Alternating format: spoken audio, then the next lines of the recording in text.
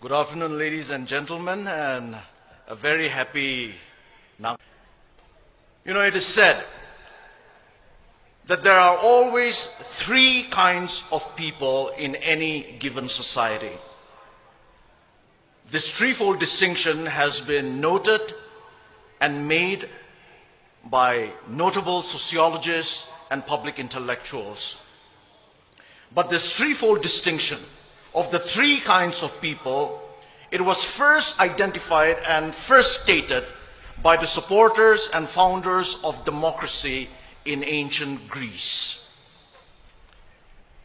For the Greek people, the people who in many ways gave us the modern civilized world, for the Greek people, the first kind of people in any given society are the idiots.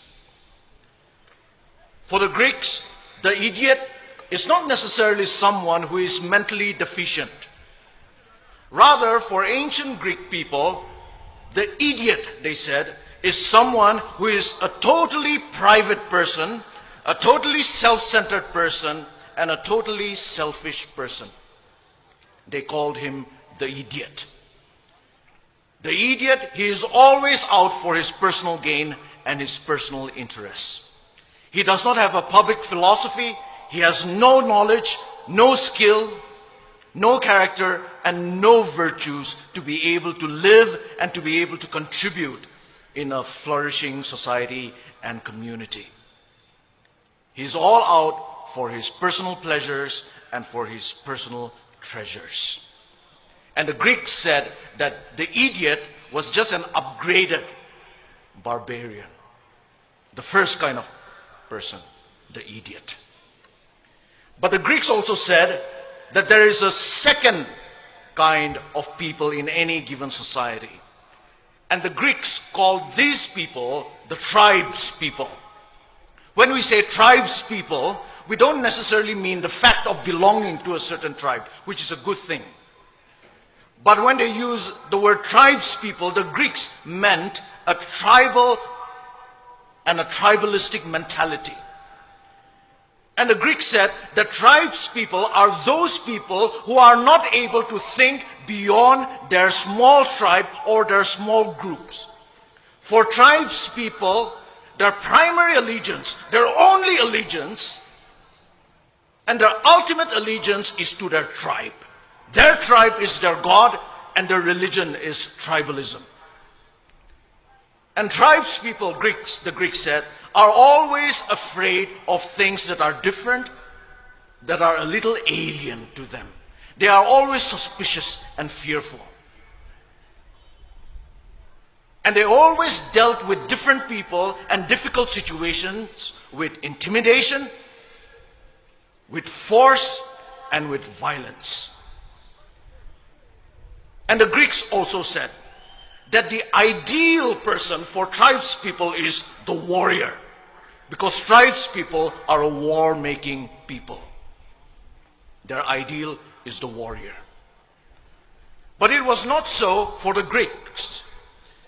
For the Greeks, there was another kind of people, another kind of a person, and that was the ideal person. And the Greeks called this ideal person the citizen. The citizen. And here when we use the word citizen, we are not talking about legal status or political status. We are talking about the idea and the ideal of citizenship. And who is the citizen? The citizen, according to the Greeks, is someone who has the skills and the knowledge to live a public life, who is able to live a life of civility. The citizen recognizes that he or she is a member of a commonwealth and thus strives for the common good. That is the citizen. The citizen, yes, he or she knows his or her rights in a society.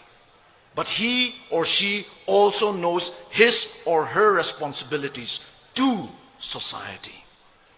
The citizen can fight for his rights, but always with an awareness of and with a respect for the rights and interests of others, of their neighbors, of the smallest of minorities, and of the worst of their enemies.